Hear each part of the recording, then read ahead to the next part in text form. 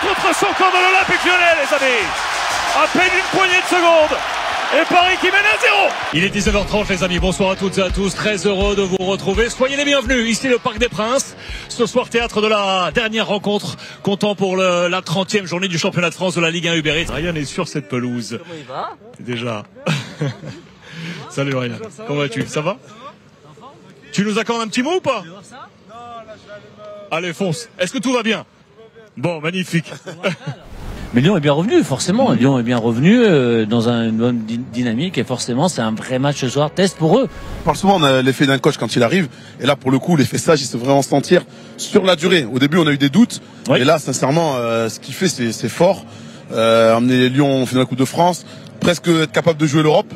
Au final, hein, si Paris en plus, ça peut être un levier. De manière, exactement. Ça peut être un levier, l'Europe. Sincèrement, ce qu'il a fait, c'est très fort avec les joueurs. Cherki donc attaque et qui tu mets à la place de Tolisso du coup? Cherki. Ah ok. Ah donc ah oui, c'est offensif. On y va. Pourquoi pas?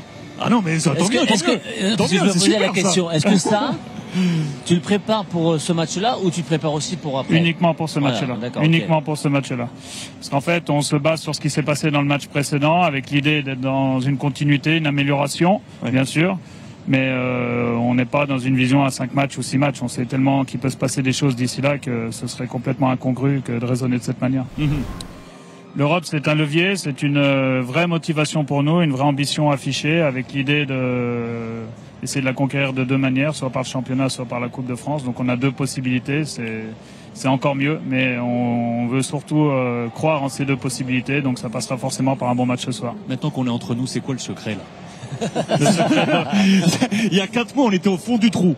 On était dans le dur, on était dans le très dur.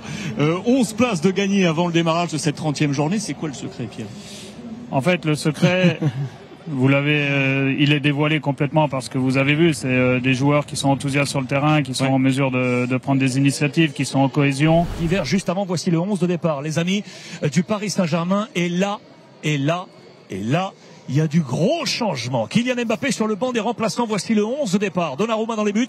Capitaine Marquinhos. Achraf Hakimi. Danilo Pereira. Beraldo titulaire. Machado Vitinha titulaire. Warren Zaïre-Emery. Gonzalo Ramos titulaire. Asensio titulaire. Kolo Muani titulaire. Bradley Barcola titulaire. Autant vous dire que le 11 probable qu'on vous avait montré, vous me le dézinguez. À 50%, il est out. Première réaction, les garçons, avec ce 11. Il fait du Luis Enrique, hein. Wow. Je pense qu'il a dans la continuité de ce qu'il fait depuis le début de la saison, en fait. Il veut concerner tout son effectif, parce que c'est vrai que Kolo Muani, il lui redonne du temps de jeu. Asensio, pareil.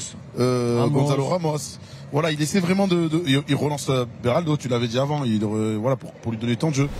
Bon, ça fait quoi, Jean-Marc, du coup? Parce que je le disais, légende du Paris Saint-Germain, c'est 435 matchs. Ça y est, Marquis est passé au-dessus. C'est normal, c'est logique, c'est l'histoire qui le vaut ainsi. Ouais, on m'aurait posé la question il y a une dizaine d'années, j'aurais pas pensé qu'on allait battre ce record parce que rester autant de temps dans un club, dans le football actuel, c'est vraiment rare. 15 saisons, hein, à Paris. Pour moi un peu moins, 13. 13 à peu près, ouais, je crois.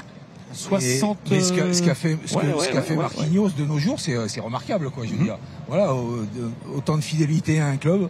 Il est arrivé jeune, j'ai l'occasion de le rencontrer. En plus, je suis content que ce garçon ait battu ce record parce que c'est vraiment un mec bien. La sortie des 22 acteurs ce soir, très attendue, ce Paris Saint-Germain Olympique Lyonnais. Ballon dans la boîte, dans la surface, Asensio en retrait. But contre son camp de l'Olympique Lyonnais, les amis. À peine une poignée de secondes. Et Paris qui mène à 0. Anto Lopez qui appelle ses hommes à la plus grande concentration. L'appel est vain, les amis. Ça fait 2-0 pour Paris. Coup de pied arrêté. Et c'est Beraldo. Barcola qui dévie la tête, hein. C'est incroyable. Déviation de Barcola. Sur piqué sur Achraf Hakimi. Achraf qui a le temps de lever la tête. Bon sort. 3-0 pour Paris. Très bon décalage de Barcola qui était passé à droite. Ballon piqué pour Achraf Hakimi. Il a le temps de lever la tête, l'international marocain. Il va chercher au deuxième. Gonzalo Ramos, les gars, on vous l'a dit. En Ligue 1, il marque. Coup de boule, boum. Ça fait 3-0 pour Paris. Lyon, ça va revenir dans l'intérieur. Plein axe, la frappe. But. Ça finit au fond. En faveur de l'Olympique Lyonnais. Réduction de l'écart. Donnarumma semblait masqué, les garçons. Oui, il semblait masqué. Avec ballon décalage. Asensio, deuxième. Magnifique. Ça fait 4-1. Gonzalo Ramos. C'était remonté par le Paris Saint-Germain. Asensio, il a mis laser.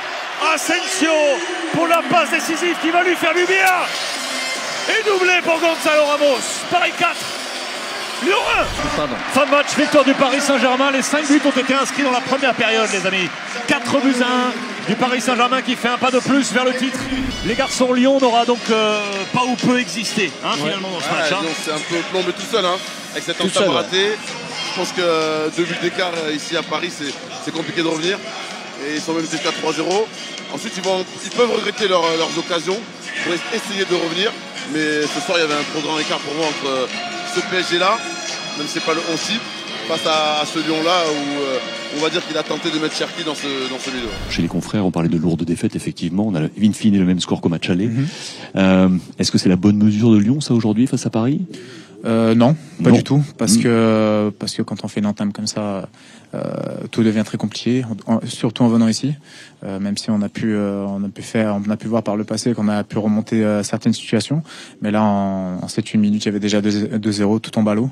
Et puis c'est surtout qu'on prend un sacré coup de massue, mais voilà, dans ce match, il y a beaucoup de choses à corriger, mais il n'y a pas tout acheté.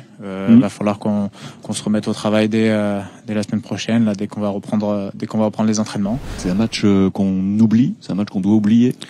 Non, on doit oublier le résultat, mais il y a des choses à retenir dans notre match si on veut progresser en tant qu'équipe, notre manière de défendre, notamment sur la première mi-temps, à la fois en attaque placée, en attaque rapide, sur coup de pied arrêté. Voilà, on prend 3 types de buts différents, même si on en prend 4.